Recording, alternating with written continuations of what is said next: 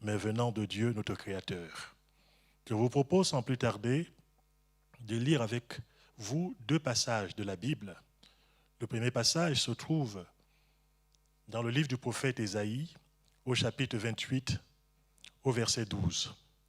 C'est Dieu qui s'adresse à son peuple et ces paroles sont rapportées par le prophète. Voici le repos, laissez reposer celui qui est fatigué. Voici le lieu du repos, mais ils n'ont point voulu écouter. C'est très fort. Dieu s'adresse aux humains en disant, voici le repos, il sait qu'on en a vraiment besoin. Voici le lieu du repos.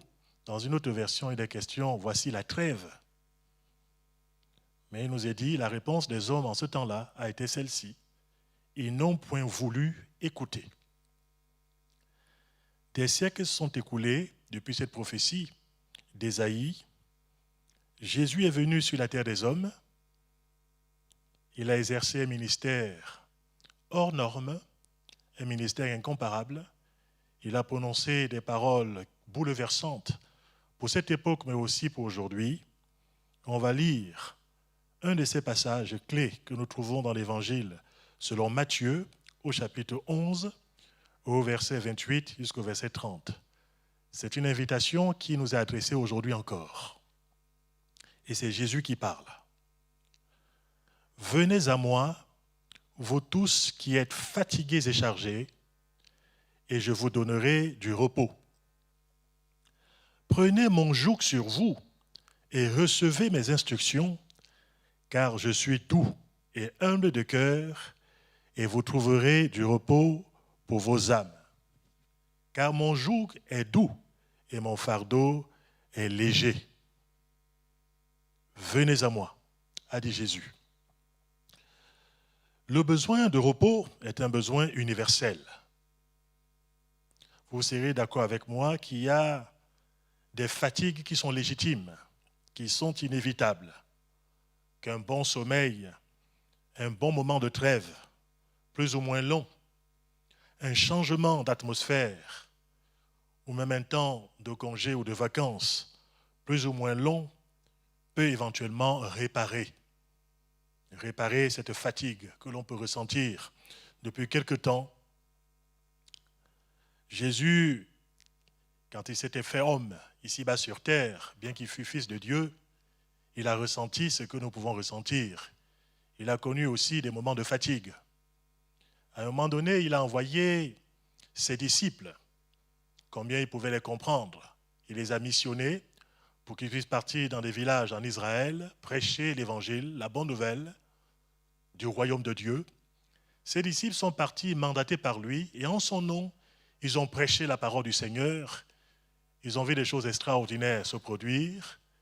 Ils ont assisté à des conversions d'hommes et de femmes, à des guérisons miraculeuses, mais aussi à la libération des gens qui étaient prisonniers. Et bien, toutes sortes de puissances ténébreuses qui les avaient assujettis.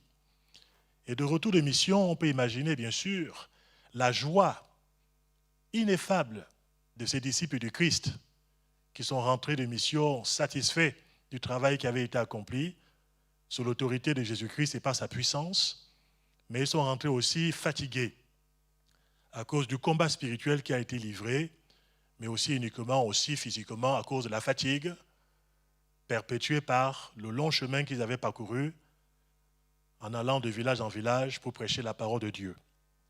Et quand ils arrivent auprès de Jésus et qu'ils lui racontent tout ce qu'ils ont fait et ce qu'ils ont enseigné, Jésus va leur dire ceci, « Venez à l'écart dans un lieu désert et reposez-vous un peu. » Jésus savait que même ses disciples, même très engagés sur le plan spirituel, n'étaient pas moins des êtres humains.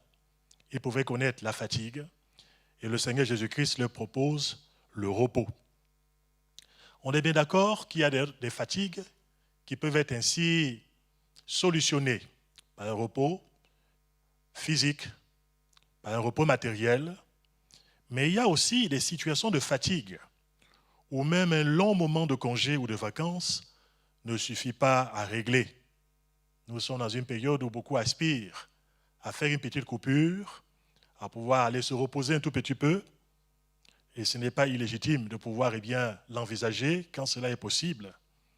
Mais il y a des situations de fatigue intérieure, nuisible et néfaste pour notre cœur, pour notre âme, dont Dieu seul a véritablement le remède et le remède efficace. Dans le texte d'Ésaïe que j'ai cité en introduction, Dieu propose aux hommes chargés, fatigués, le repos, en disant voici le repos et voici le lieu du repos. Il sait que lui, en tant que créateur, il est seul capable d'apporter le véritable repos du cœur, le véritable repos de la conscience, le véritable repos sur le plan spirituel. Et on va constater que les hommes à qui cette parole est adressée vont refuser catégoriquement les indications du Seigneur et les prescriptions par rapport au repos. Et les conséquences dans la vie de ceux qui rejettent le repos de Dieu en tant que créateur, eh bien, ces conséquences néfastes nous sont soulignées par un homme appelé l'Ecclésiaste, qui était un homme sage dans l'Antiquité et dont les paroles sont consignées dans la Bible. Dans le livre de l'Ecclésiaste, cet homme sage fait ce constat par rapport aux êtres humains. Et il dit ceci dans Ecclésiaste au chapitre 2, du verset 22 au verset 23. Que revient-il en effet à l'homme de tout son travail et de la préoccupation de son cœur, objet de ses fatigues sous le soleil? Tous ses jours ne sont que tourments, ses soucis le tracassent, son cœur n'a pas de repos, même pendant la nuit, c'est encore là une vanité. Ce constat qui a été fait par l'Ecclésiaste, en ce temps-là aussi, se vérifie d'ailleurs dans la vie de la plupart d'entre nous, dans la vie de nos contemporains, notamment ceux qui rejettent Dieu et qui recherchent ailleurs le remède à leur fatigue intérieure. Vous serez bien d'accord avec moi qu'on n'a jamais autant parlé qu'à notre époque aujourd'hui, époque agitée, époque troublée, époque angoissée, époque angoissante. On n'a jamais autant parlé de stress, de pression, jamais autant parlé de dépression, jamais autant parlé de santé mentale préoccupante, jamais autant parlé de problèmes psychologiques, on n'a jamais autant parlé de burn-out, on n'a jamais autant parlé de gens qui ont des tentatives parfois de suicide. Le monde n'a jamais eu autant recours que dans ce 21e siècle à des anxiolytiques, des tranquillisants, des somnifères, des antidépresseurs et consorts. Ce mal-être intérieur que beaucoup ressentent, que peut-être vous ressentez, vous qui m'écoutez, amène les êtres humains à rechercher toutes sortes de solutions, la plupart du temps en dehors de Dieu, en dehors de ses prescriptions, en dehors des ordonnances divines. Les gens essaient de recourir dans leur fatigue intérieure, leur fatigue psychologique, les fatigues du cœur, essaient de recourir à toutes sortes de spécialistes ou de pseudo-spécialistes. Spécialistes du sommeil, de la méthode de relaxation, de la méthode de décompression, toutes sortes de philosophies. Le nombre de ceux qui consultent aujourd'hui, que ce soit les psychothérapeutes, que ce soit les psychologues, que ce soit toutes sortes de gens qui peuvent les aider sur le plan psychologique à traverser un cap difficile. Le monde dans lequel on vit ne fait qu'accroître de plus en plus cette demande, et c'est vrai que les cabinets ne désemplissent pas. Les gens recherchent toutes sortes de moyens d'évasion aussi pour pouvoir juguler le mal-être qu'ils ressentent à l'intérieur. Ils sont à l'écoute de beaucoup de choses, de beaucoup de propositions qui peuvent leur être faites. Dans un tel contexte parfois de confusion ou de dérèglement, de souffrance occasionnée dans les cœurs, et de voyant aussi que les êtres humains essayent de pouvoir courir à gauche et à droite et passent à côté de la volonté de Dieu, du plan de Dieu, et des solutions qu'il a à nous proposer, parce qu'il le sait, ce par quoi nous pouvons passer mieux que quiconque. Il a aussi la ressource ultime pour nous sortir dans d'autres situations d'angoisse, de frayeur intérieure, de dépression dans laquelle on peut se trouver, lui seul est capable de pouvoir dissiper les idées noires qui parfois nous traversent. Voilà pourquoi, voyant que les personnes le rejettent systématiquement pour beaucoup d'entre elles, le Seigneur est obligé parfois, dans un temps de confusion, de pouvoir dire, comme il a pu le confier au prophète Ésaïe, au chapitre 30, verset 7, « Le secours de l'Égypte n'est que vanité et néant. C'est pourquoi j'ai crié à ce sujet, ce sont des agités, repos. » L'Égypte ici, c'est le symbole du monde sans Dieu, du monde rebelle par rapport à Dieu. On voit que les hommes essaient de pouvoir recourir aux méthodes de toutes sortes dans le but de pouvoir sortir de leur marasme intérieur. Et le Seigneur dit, ce sont des agités et ce dont ils ont besoin, c'est du véritable repos. Et malgré la voix de Dieu qui leur propose le vrai repos, les hommes essayent de trouver par eux-mêmes des solutions à leur fatigue intérieure. C'est ainsi qu'il n'est pas rare de rencontrer une personne qui essaye d'échapper à son marasme intérieur, à ses problèmes qui le tracassent et qui le harcèlent par la fuite, que la fuite soit physique ou qu'elle soit une fuite imaginaire. Un auteur des psaumes va dire ceci dans le psaume 55 au verset 7. Il se trouvait dans une période de souffrance intérieure, il était harcelé par des problèmes, et voici ce qu'il envisageait. Une fois de plus, une solution humaine. Il dira, je dis, qui me donnera des ailes comme à la colombe? Je m'envolerai et je trouverai une demeure. Cette personne aspirait à changer d'endroit pour trouver le repos. D'autres, sans avoir les ailes de la colombe, essayent de pouvoir faire toutes sortes d'évasions, qu'elles soient des évasions physiques, que ce soit parfois des évasions imaginaires. Plusieurs s'installent dans des paradis artificiels, provisoires, au moyen de drogues de toutes sortes, qui d'ailleurs vont finir par accentuer les mal-être intérieurs. Parfois, ils s'évadent au travers de l'alcool. Ils le boivent pour pouvoir oublier leur misère intérieure. D'autres sont là tenus par le tabac. Ils pensent qu'en fumant, ils décompressent en le faisant. D'autres, finalement, ils veulent juguler le malaise intérieur par des divertissements, par la création de mondes parallèles. Parfois, ils vivent dans des mondes parallèles aussi. D'autres, c'est dans les jeux, dans les distractions de toutes sortes. D'autres, c'est la consultation systématique et presque maladive de toutes sortes de sites. Parfois, d'autres se plongent dans toutes sortes de plaisirs factices qui finissent par laisser dans leur cœur un goût amer. Une fois que l'illusion est passée, une fois que le temps d'ivresse a été consommé, les gens reviennent à la réalité du quotidien. Et cette réalité, est une réalité troublante, inquiétante, et leur problème n'est pas réglé. Il y a d'autres personnes qui finalement vont aussi essayer de croire que la solution pour eux, c'est de pouvoir changer d'air constamment, changer d'endroit, déménager. D'autres personnes pensent que la solution pour eux, c'est de pouvoir travailler toujours un peu plus pour pouvoir ne pas beaucoup s'interroger par rapport aux choses qui nous tracassent. Il y a aussi beaucoup de gens qui sont ainsi plongés dans l'activisme. Comme ça, pendant qu'on est hyperactif, on ne réfléchit pas, on n'a pas le temps de penser soi-disant à ses problèmes, à ses peurs, à ce qui peut nous tracasser de l'intérieur.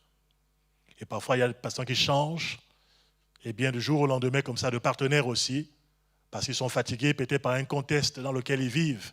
Et ils pensent qu'en changeant de partenaire, leur problème est ainsi solutionné.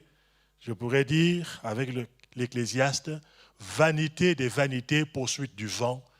Tout cela n'est que vanité. Ce ne sont pas des solutions que Dieu en réserve pour vous comme pour moi. Et ce ne sont pas ces solutions qui pourront apporter le remède à notre mal-être intérieur. Dieu a quelque chose de mieux. J'aimerais avoir un moment de réflexion devant Dieu et devant vous aussi, par rapport à ce qui peuvent être des facteurs qui provoquent la fatigue intérieure dont j'ai parlé tout à l'heure. On pourrait organiser cette réflexion autour de 4 axes principaux qui ne sont pas exclusifs. On peut trouver d'autres, mais je me limite à 4. L'un des premiers facteurs de fatigue intérieure, c'est le vide provoqué par l'absence de Dieu dans la vie des gens. Quand le cœur est un cœur sans Dieu. Ça signifie aussi un cœur qui est sans espérance. C'est donc un cœur qui est malheureux, est un cœur qui est souffrant. C'est un cœur qui ne peut pas trouver le vrai repos, parce que le vrai repos, il n'y a que Dieu seul qui soit capable de le communiquer au cœur. Blaise Pascal pouvait dire en son temps qu'il y a un vide en forme de Dieu dans le cœur de tout être humain. Un des pères de l'Église, Saint Augustin, un homme d'Église, il pouvait dire ceci, c'était un constat par rapport à sa propre vie. Il avait vécu une vie d'errance, une vie de péché avant de pouvoir rencontrer Dieu. Et après, il a fait ce constat. « Ô Dieu, tu as fait l'homme pour toi. Et personne ne trouve le vrai repos tant qu'il ne t'a pas rencontré. » Ce qu'a pu dire Saint Augustin reste valable aujourd'hui. Ô Dieu, tu as fait l'homme pour toi, et personne ne trouve le vrai repos tant qu'il ne t'a pas rencontré. Cet homme le dit aussi par expérience. Il y a eu un avant la rencontre avec Dieu, il y a un moment où il a rencontré le Seigneur, et finalement il a expérimenté et goûté au vrai repos, dans lequel on rentre par la foi en Dieu, en se reposant finalement sur lui et sur sa grâce.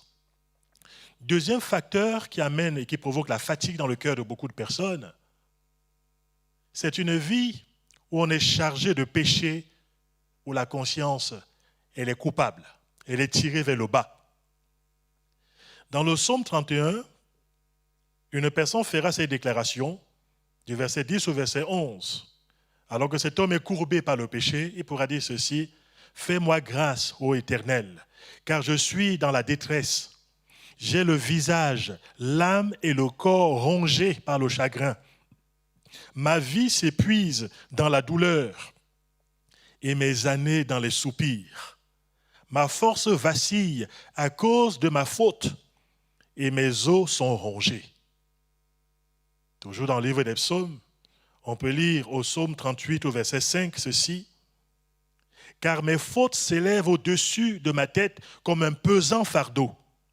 Elles sont trop pesantes pour moi. » Et il continue en disant: « Je suis sans force, tout à fait brisé.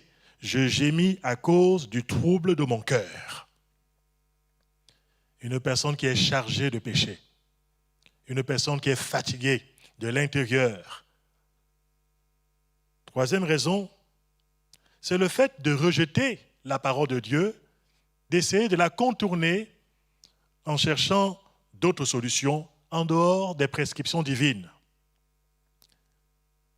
Le prophète Ésaïe fera ce constat en son temps. Au chapitre 47 de sa prophétie, verset 13, il va dire ceci que je vous cite. Parlant au peuple, il dira de la part de Dieu: « Tu t'es fatigué à force de consulter. Qui se lève donc et qui te sauve?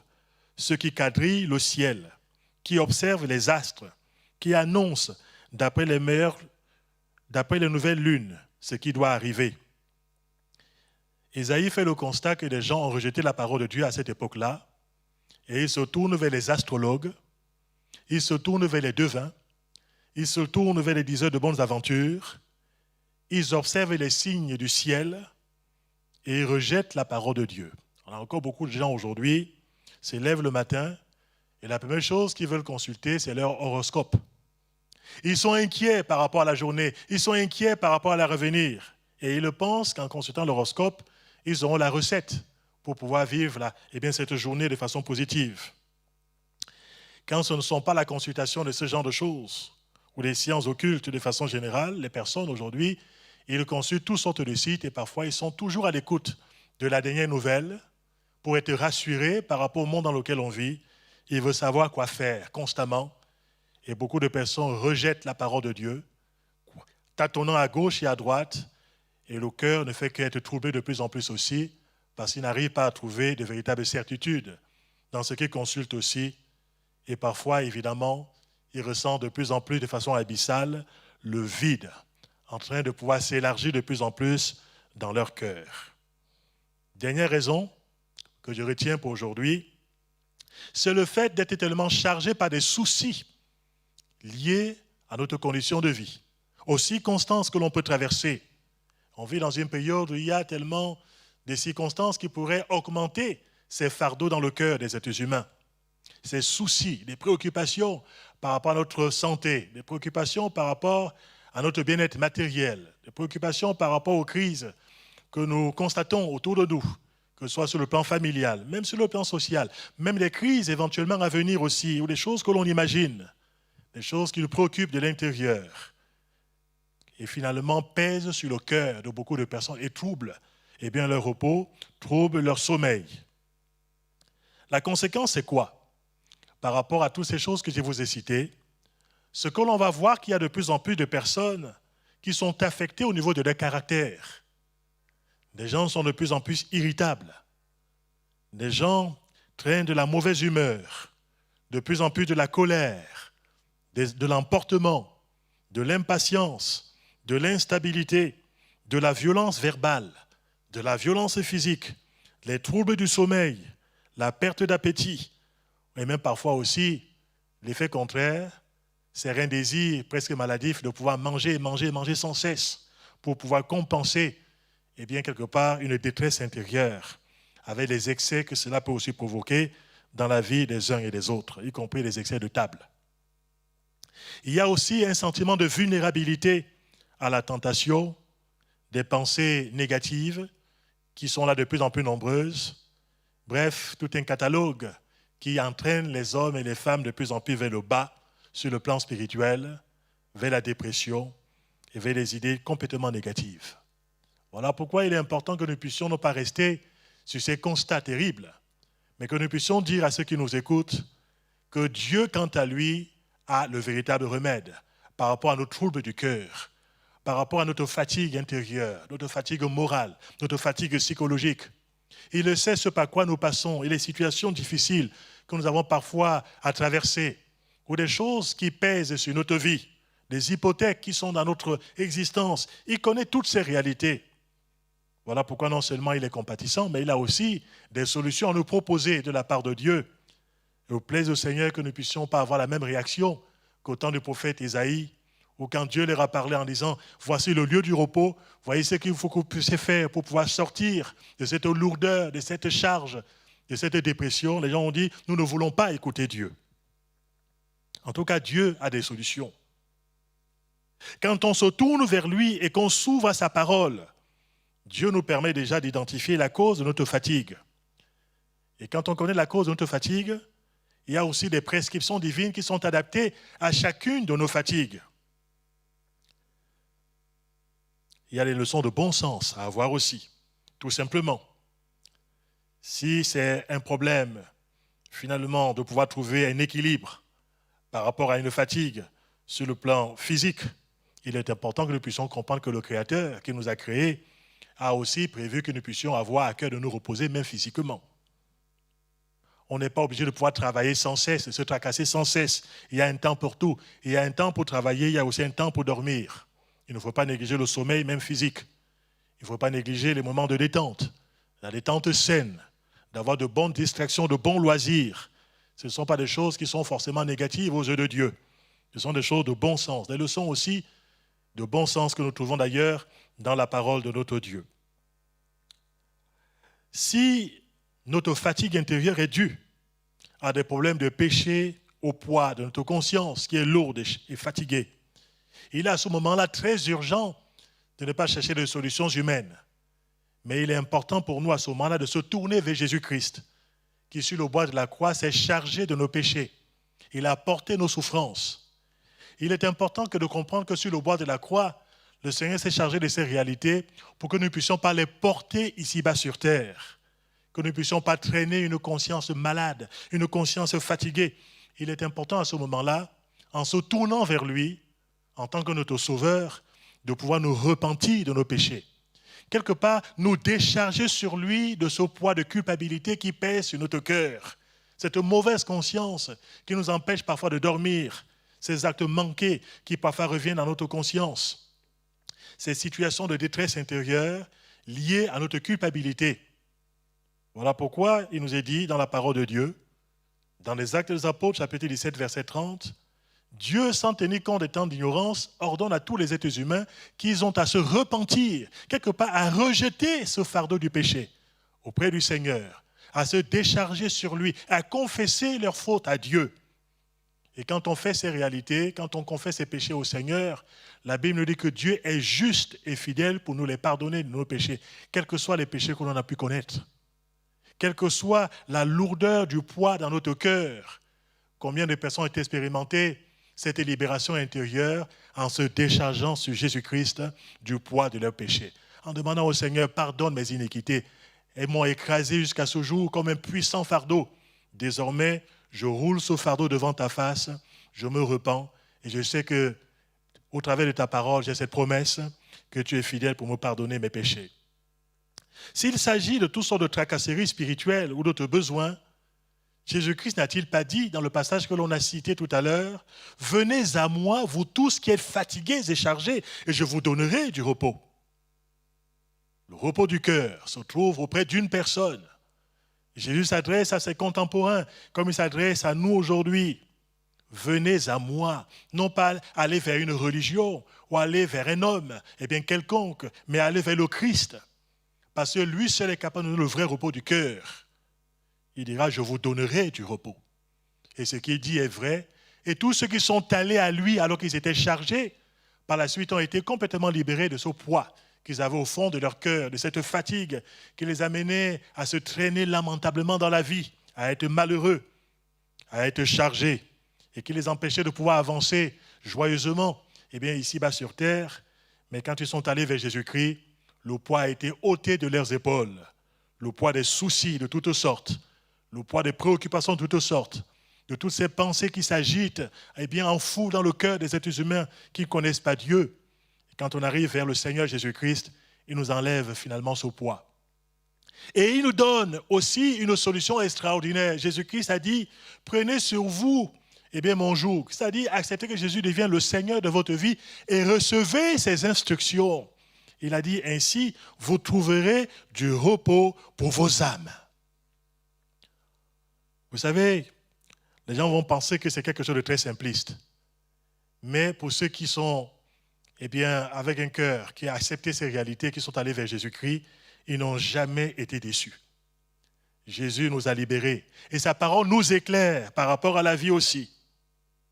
Sa parole nous montre ce qu'il faut faire. Remet les choses dans le sens de l'essentiel.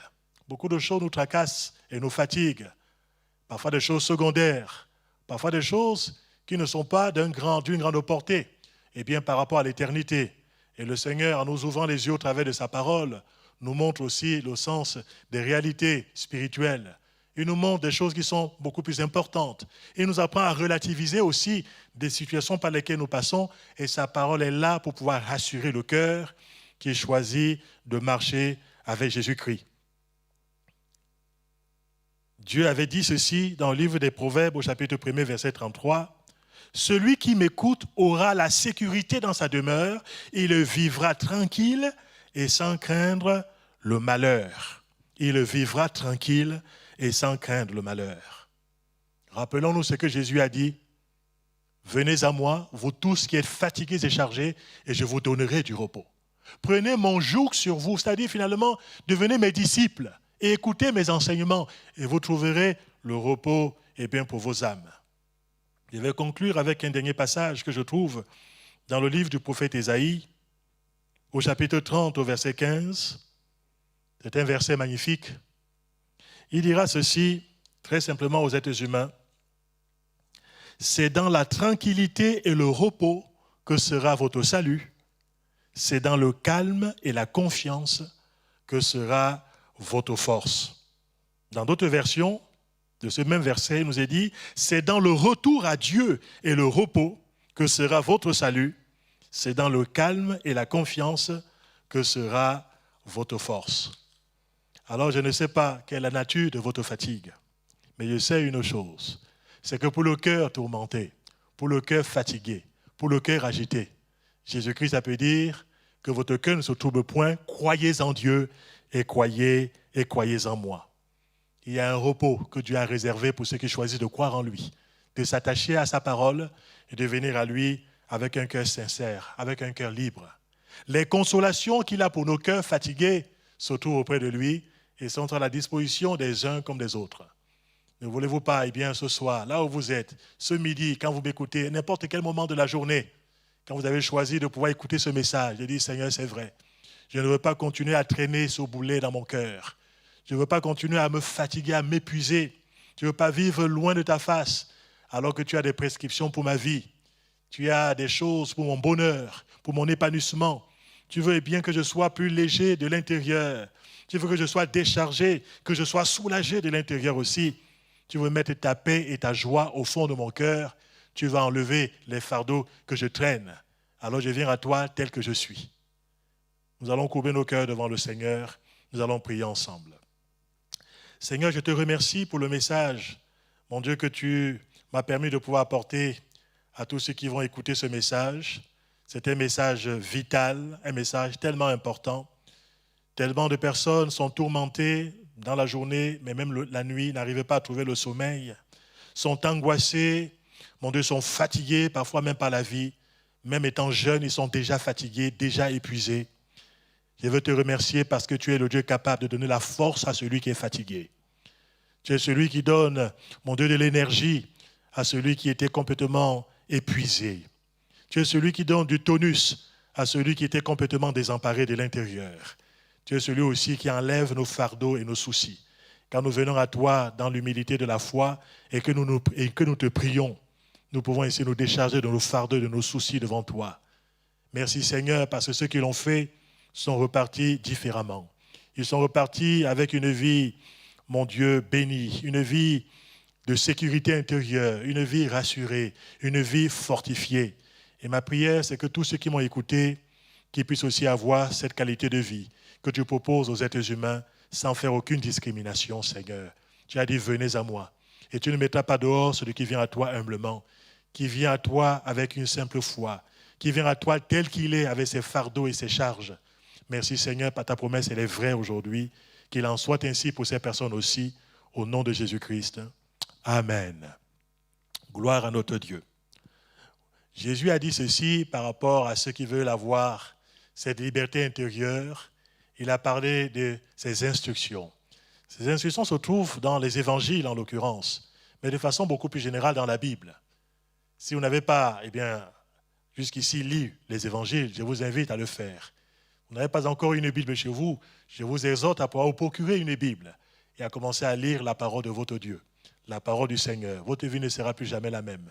Ce qu'il a fait dans ma vie, il peut le faire dans la vôtre aussi. Il est celui qui m'a déchargé, il est celui qui m'a donné la paix et la vraie joie. Ce qu'il a fait pour moi, il veut le faire pour vous aussi. Que son nom soit béni. Je vous souhaite une bonne semaine sous le regard de Dieu. Au revoir. Je vous dis à la semaine prochaine, Dieu le voulant.